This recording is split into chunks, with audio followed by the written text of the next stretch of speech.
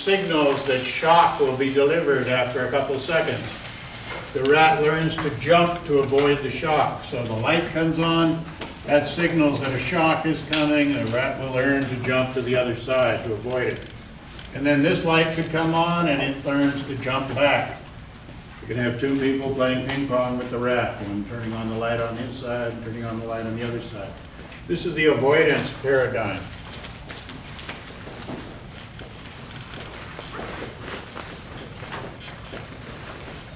You can also train a rat to press a bar to prevent a shock from happening.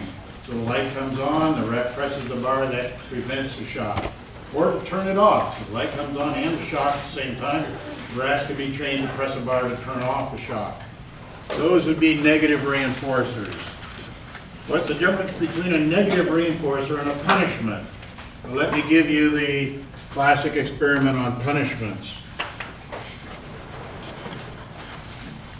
You take a group of rats and they're all trained to press a bar, so we shape their behavior to press a bar,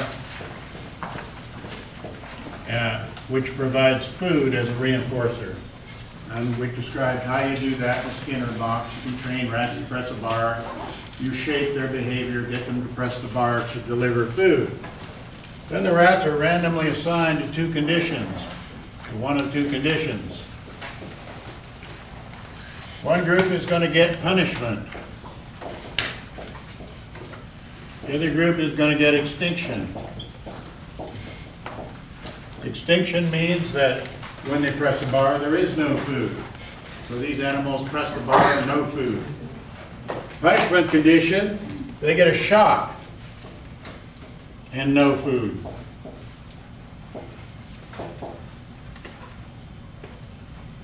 They're in the punishment condition. Then we turn off the shock and we have extinction for both groups.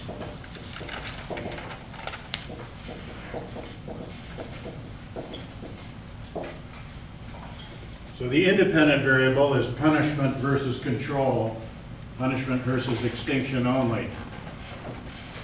And the dependent variable is how many times does a rat press the bar during the whole process, the total number of times that the rat presses the bar until they stop pressing the bar. They're just allowed to extinguish until the rats no longer press the bar.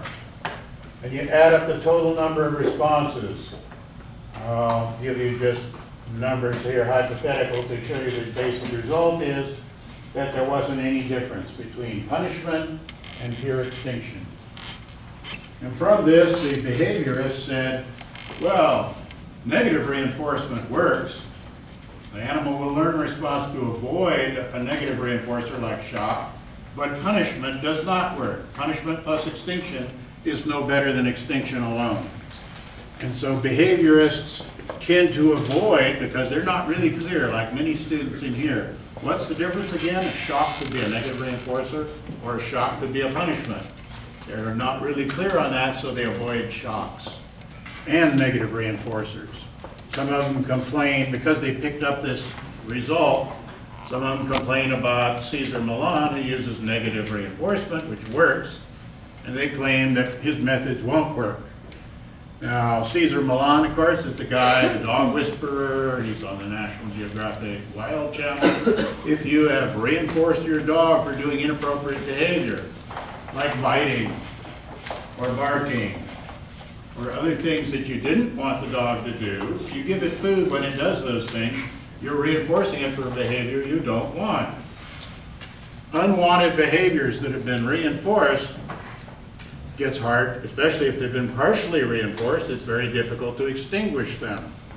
But punishment is the same as extinction. So the behaviorists, the behavior therapists tend to like to work with positive reinforcement. Victoria Stilwell, when she's the one on Is the Dog or Me, she also has a history of training positive things like getting a dog to shake hands and turn circles and roll over and do the various dog tricks, stay and come and all the other things that people want to train dogs to do. What is behavior modification? That's the approach to changing behavior Behavior therapy is another word. And we had, remember, among the 4 approaches to psychotherapy, one of the 4 main approaches was the behaviorist approach, behavior therapy. These people use principles of learning that are known to change the behavior of animals with humans. So humans have developed various behaviors that are inappropriate or that the people themselves want to change, like they want to stop eating and stop stuffing their face and gaining too much weight, or maybe they want to stop smoking or stop taking cocaine or various other things. But people want to change their own behavior, so they seek help. And the people who do behavior therapy are trying to use principles that are known to be successful in changing the behavior of animals, also with humans. What does Skinner say about, do these principles work with humans? He says, yes, of course they do. If you want to see humans pressing bars and putting money in for the privilege, go to Vegas, go to Atlantic City and Indian casinos and so on, where these devices are there, bar pressing, reinforced with a partial schedule of reinforcement. What about superstition? Here's Skinner's superstition experiment.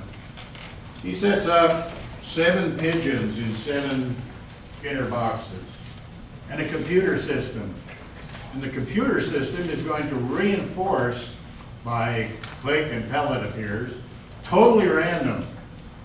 And I'm not referring to a random schedule of reinforcement for bar pressing or any particular response. By random here, I mean there's completely, just at random times, click and food appears. And he goes away. So every single one is receiving independently reinforcement.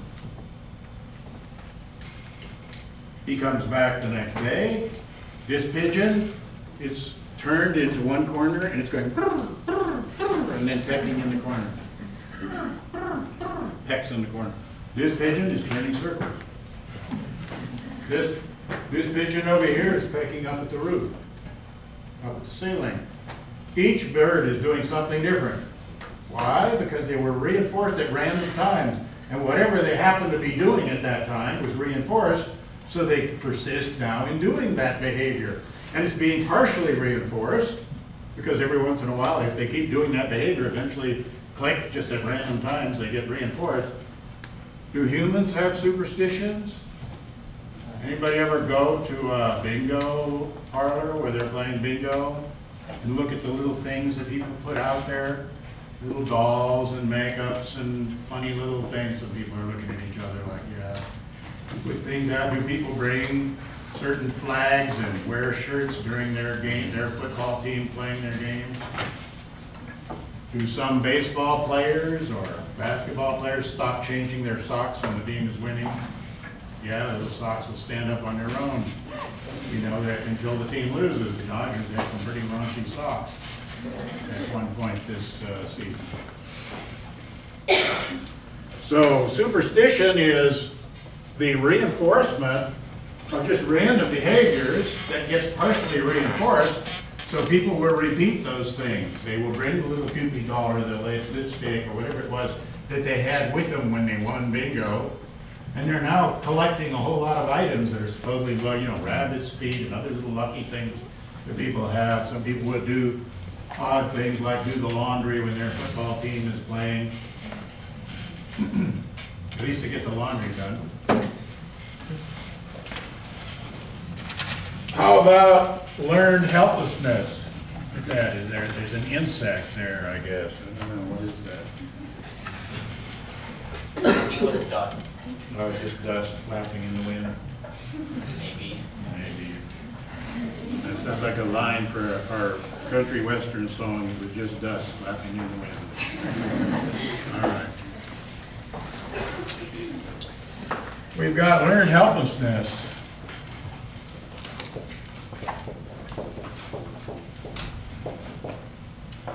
How do you train rats to learn to be helpless? Well, and how does it happen to humans? Here's the avoidance paradigm, right? So what we're going to do is we're going to train rats to be learned helplessness animals. These are animals that aren't going to learn when they have the opportunity to learn. And this paradigm is used by clinical psychologists to talk about why what's going on in the school system is causing so much harm. And how it is that humans end up in this kind of situation. All right. What we're going to do is we take a group of rats and randomly assign them to two conditions. One condition is going to be the learned helplessness condition.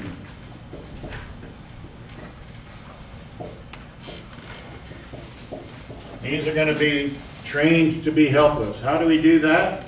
We put them into the situation, the avoidance paradigm, and the light comes on and both grids are shocked. So if the animal jumps, it gets shocked, and if it stays there, it gets shocked. It gets shocked no matter what it does. So in other words, they're in this paradigm and they get shocked no matter what. Whatever they do, they get shocked. And this group is just in a control group. They wait.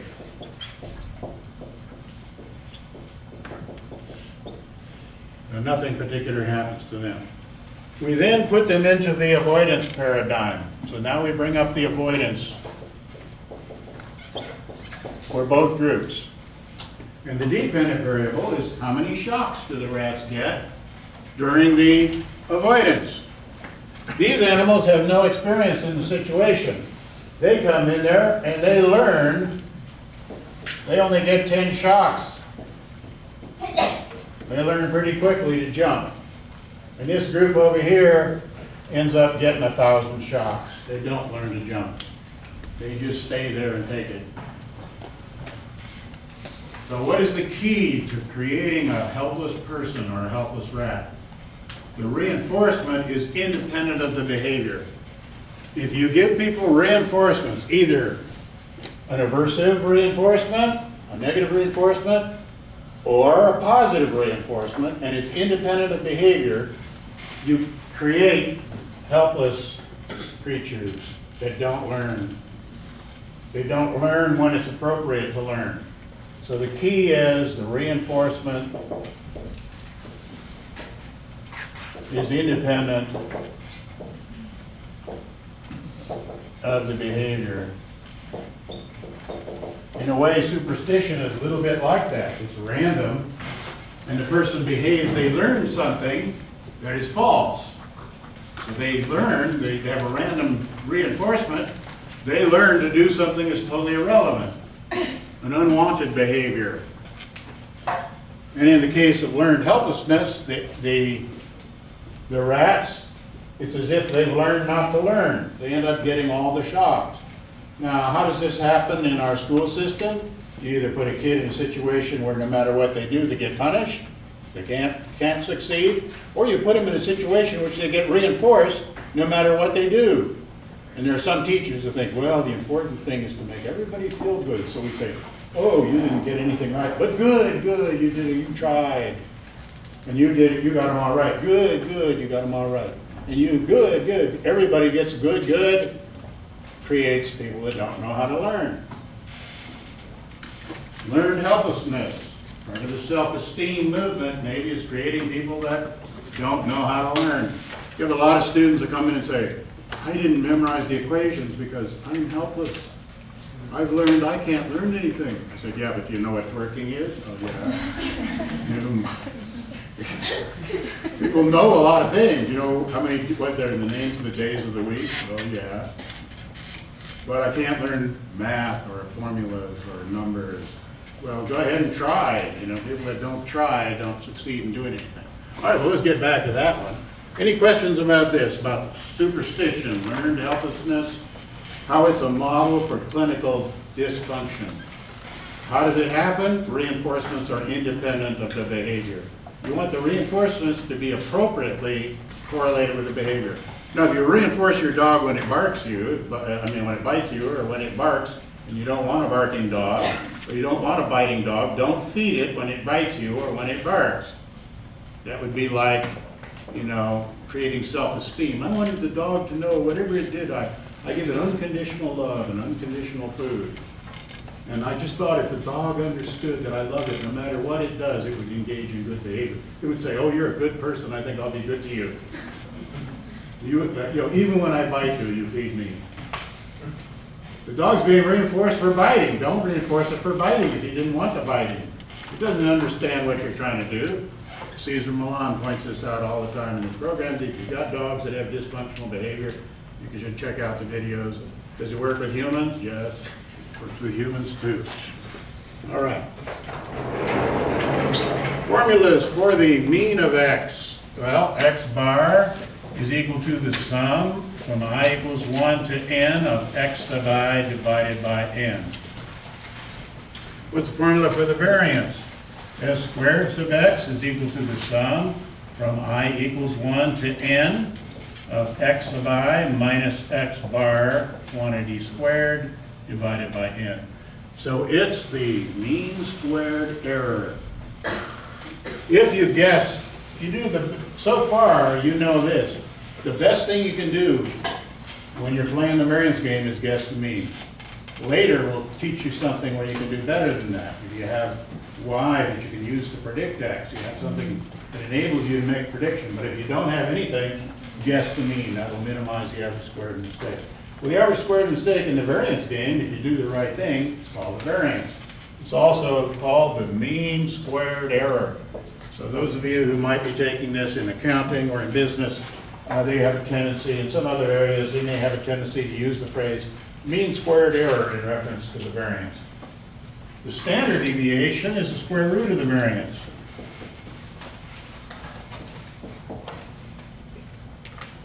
And this is also called by these people the RMS, or the root mean squared error.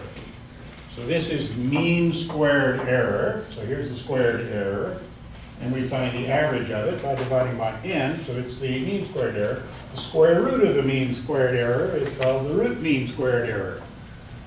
It's not exactly the average error, so it's called the standard deviation as opposed to the average deviation. Right? Square root of the average squared is sort of the root mean squared, RMS. Any questions about that? How many got the variance and the standard deviation? All right, that's a pretty good number. Those of you who haven't done it, by all means, memorize the equation. You're going to make it really hard for yourself if you don't. It's a lot easier to do this part of the class if you memorize it first. Any of you ever watch a soap opera or a story that involves a lot of people? Soap operas, there's lots of characters. And you tune in. What happens if you tune in while somebody else is watching their soap? First thing people say is, oh, that's the stupidest thing I ever saw.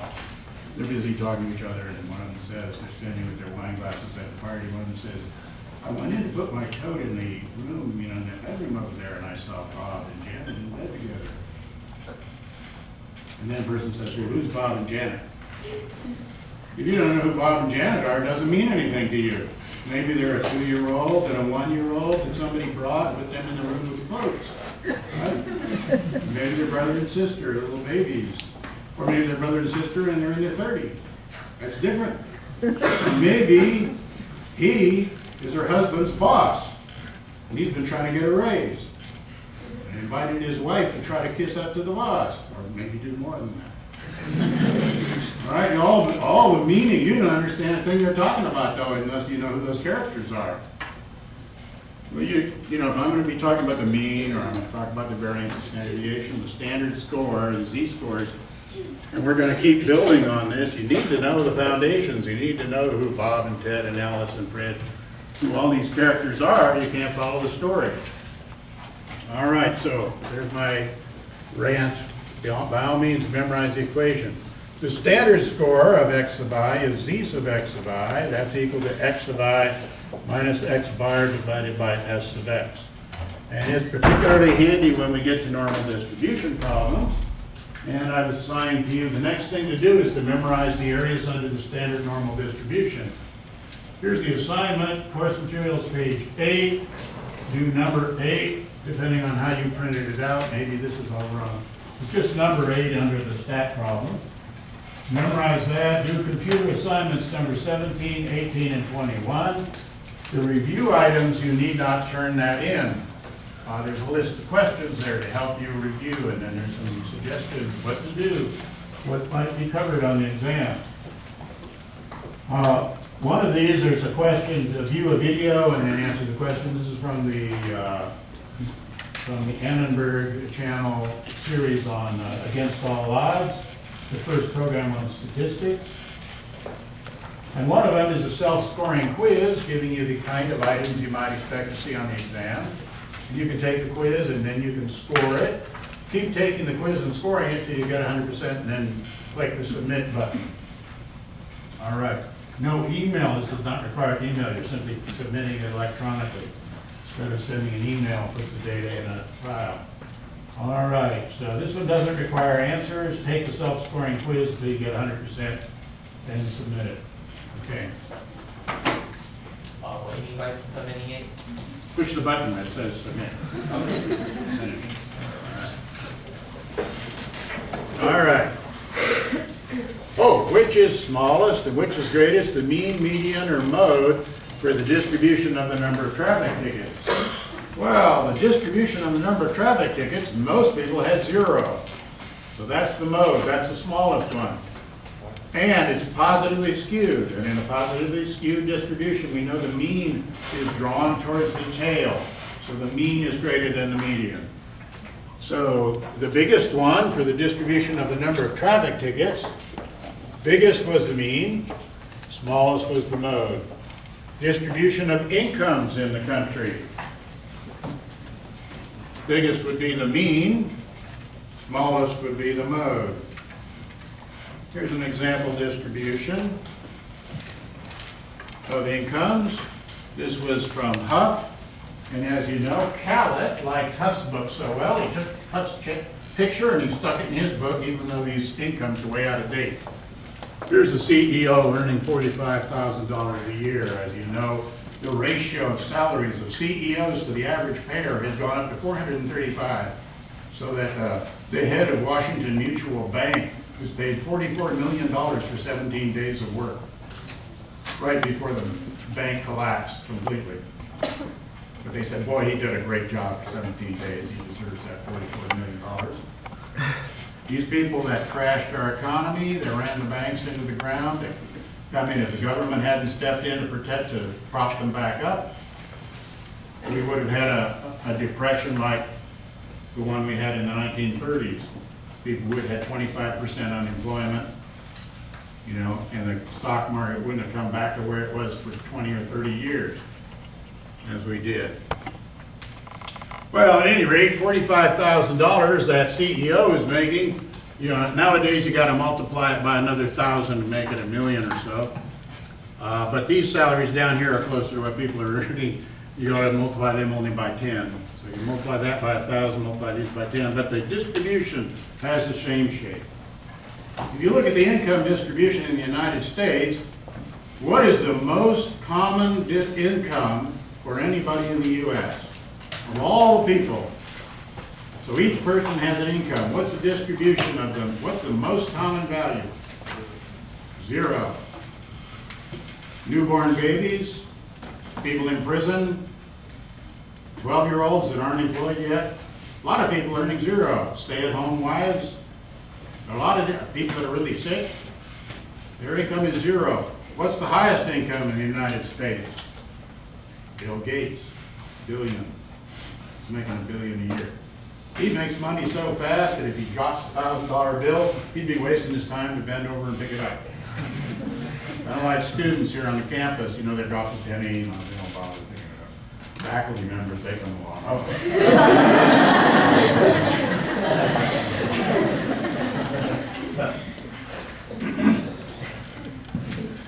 Could you live on the midpoint income in the United States?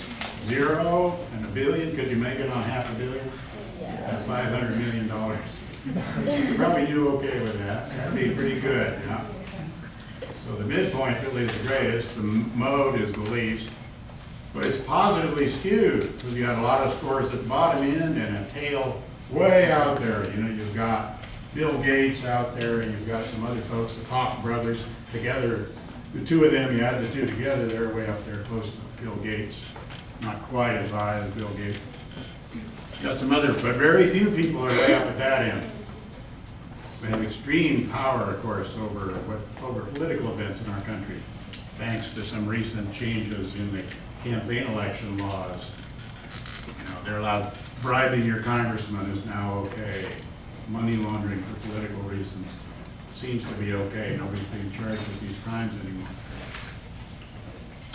All right, so the mean is greater than the median. That's what this is trying to demonstrate.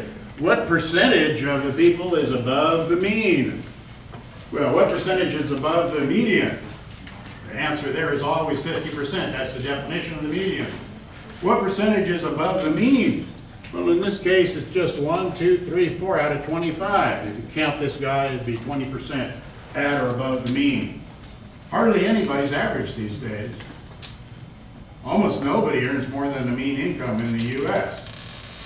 Very few people earn more than the average income. Don't get confused about it. Most people are below average. 50% are below the average when you're talking median. Most people are above the average when you're talking mode. Almost everybody's below the average if you're talking midpoint. But if you're talking mean, an arithmetic average, very few people are above average when it's positively skewed. What kind of variables are negatively skewed? So, number of traffic tickets, number of sex partners, number of orgasms per week. Those things are bounded by 0 at one end with no real bound at the upper end.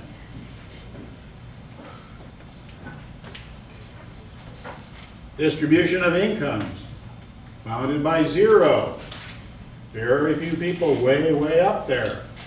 So those are positively skewed. What kind of things are negatively skewed? Scores on an easy exam, like a true-false test. If people know nothing, what percent do they get right on a true-false test? 50%. But there's always somebody who knows less than nothing. And so you get a negatively skewed distribution. In a class like this, if I gave a true-false test, there are going to be some people down there below because they come in bringing funny ideas, like the Cambridge-Somerville Youth Study showed what about the effects of psychotherapy? Well, they come in with the wrong answer. Columbus said, you know, was Columbus right about in his debate with the scholars? Well, they got to come in with the wrong answer. So there's a lot of wrong answers that people come in with before they take the class. So you end up with, if it's true-false, you end up with negatively skewed distribution. A few scores way down there below chance, but most people are up in here. The people who attended are up in here between 50 and 100%. So that creates a negatively skewed distribution. In a negatively skewed distribution, the mean is less than the median. So in this kind of distribution, the mean is less than the median in a negatively skewed distribution. In a positively skewed distribution, the mean is greater than the median. And in a normal distribution or other symmetric distribution, the mean and the median are the same. Let's take a look at the standard normal distribution and how we can use it to solve certain kinds of problems.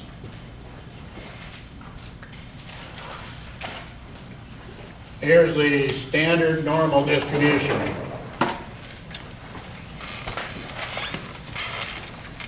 It's symmetric around 0, 1, 2, -1, -2.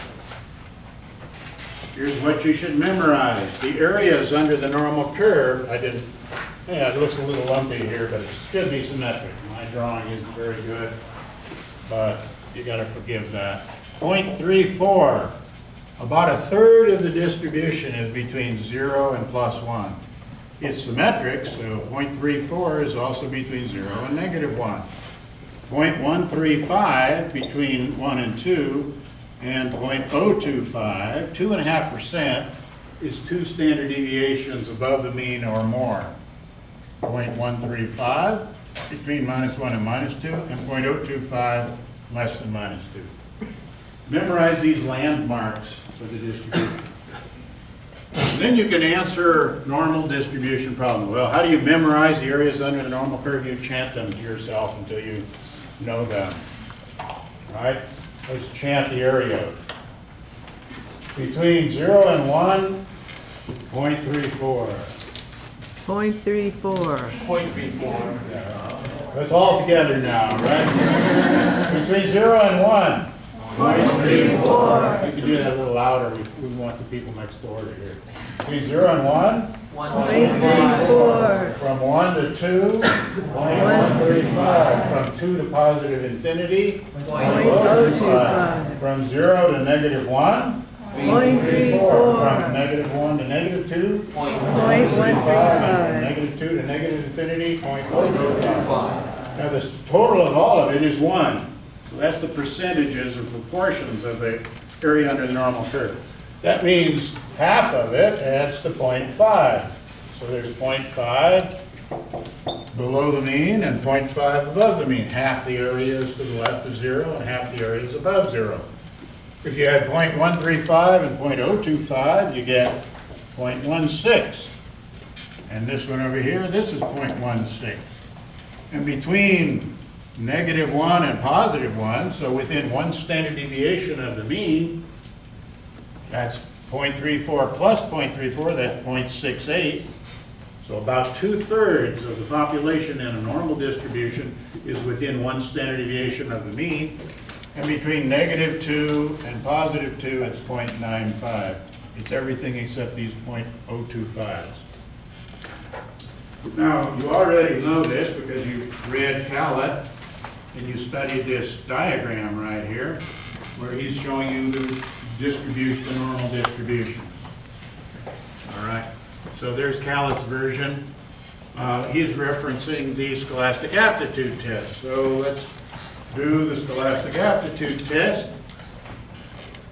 That's called the SAT. The SAT has 2 parts that we'll talk about in here, the SAT verbal and the SAT mathematical. So, it used to be called the scholastic aptitude test, but then people said, oh, we don't like the word aptitude. So we'll call it the scholastic achievement test. But it says basically whether you learned what you were supposed to learn in high school and grammar school, and predicts how well people do in college. So it's used as a college admission test. What else is it used for? Well, it could be used to give scholarships, except we don't give scholarships for merit anymore. You ever been to your high school awards banquet? Anybody go to that? High school awards banquet? The best scholar at your school, got the best grades and everything else. They announced the winner from the Westinghouse Corporation, which wants there to be more engineers and scientists in the world. The winner of the Westinghouse Best Student Award, $1,000. And who got the biggest prize? The quarterback of the football team got a giant trophy and a $30,000 scholarship to go to college to Notre Dame or to wherever it is, because football is big business in the United States, including being a scholastic athlete. Of course, the athletes are kind of screwed compared to the amount of money that the schools are bringing in and the television people. Everybody makes a lot of money off it, but the student gets a $30,000 scholarship, not compared to the larger amounts they might make as professional athletes. They're getting an education too. Well, what happened with this SAT?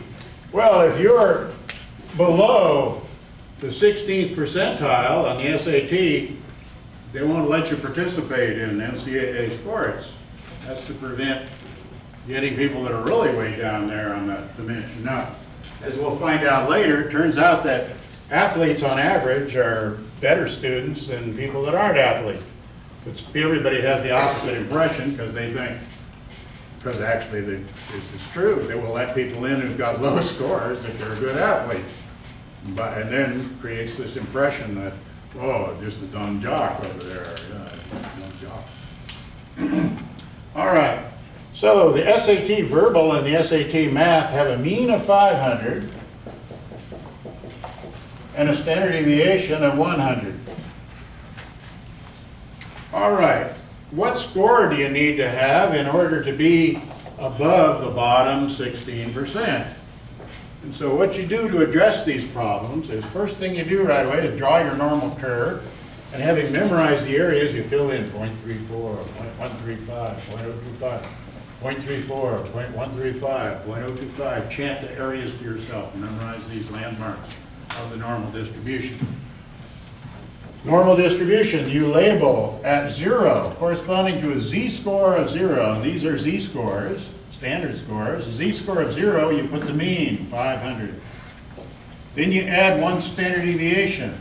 That's 100. So we add 100, we get to 600. 600 corresponds to a z-score of positive 1. Then add another 100. That takes us to 700. 700 corresponds to a z-score of 2. Subtract 100. That brings us down to 400. That corresponds to a z-score of negative 1. Subtract another 100. Takes us down to 300. So what percentage of people who take the test score less than 300 on the math SAT? 2.5%. What percent score less than 400? 16%. That's 0.025 plus 0.135 adds to 0.16. So you have to get better than 400 to participate in sports. If we had a prize for being in the top 2.5%, merit, reward of some sort, what percent are gonna, what score do you need? You need 700 to get a z-score of 2. Well, let's check that. Let's check 700 is a z-score of 2.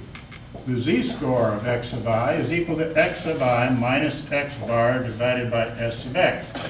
That's equal to 700 for this, we were asking the question about 700, minus 500, that's the mean, divided by 100, that's equal to 200, divided by 100, that's equal to 2. So we constructed the distribution by putting the mean at 0, because 500 minus 500 is going to be 0. So the mean of the z-scores is 0. The mean of the SAT scores is 500. These are sometimes called the raw scores because no cooking happened. You know, you bring in raw vegetables, wash them off, and put them down there. Those are raw vegetables. But then you can take them and put them in a pot and add some water and cook them for a while. And you have cooked vegetables. In the original score, the person scored 700, that was their raw score, but then we made this transformation to find out where they were compared to the distribution by subtracting 500 and dividing by the 100, the standard deviation. That's sort of cooked. So that's the z-score or the standard score. So these are the standard scores, and these are the raw scores, or the z-scores.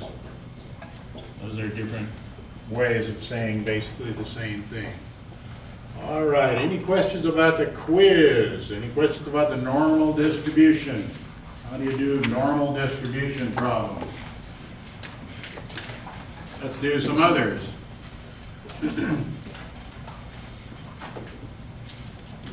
Suppose there's a mean of 50 and a standard deviation of, oh, well, let me just tell you before I erase the SAT, tell you a little bit about the history. You folks know a bit about the history of this test. It used to have a mean of 500 and a standard deviation of 100. And then every year they noticed that it was declining each year back in the 1980s. And a report came out saying a nation at risk. It said, if some other foreign nation did this to our country, we would declare it to be an act of war, kind of like what the Congress is doing to us now. Right? If anybody else, if Al-Qaeda shut down the government, we'd be going crazy. You know, how can we allow Al-Qaeda to shut down the government, put the CIA and the Defense Department out of business, trying to deal with the crisis that we have in Afghanistan? We're fighting a war. People that are getting killed, their families are being stiffed by the government. They don't even get the money they need to bury the people that died last weekend. Anyway, if somebody else did it to us, to what happened to our educational system, somebody else did it, we would call it an act of war. But we did it to ourselves. Well, so it went down from 500 to 480, and it went down to 470, it went down to 450, went down to 440, went down to 430, went down to 420, went down to 400. And people said, forget it. And they said, what do we do then? How about we add 100 to the scale?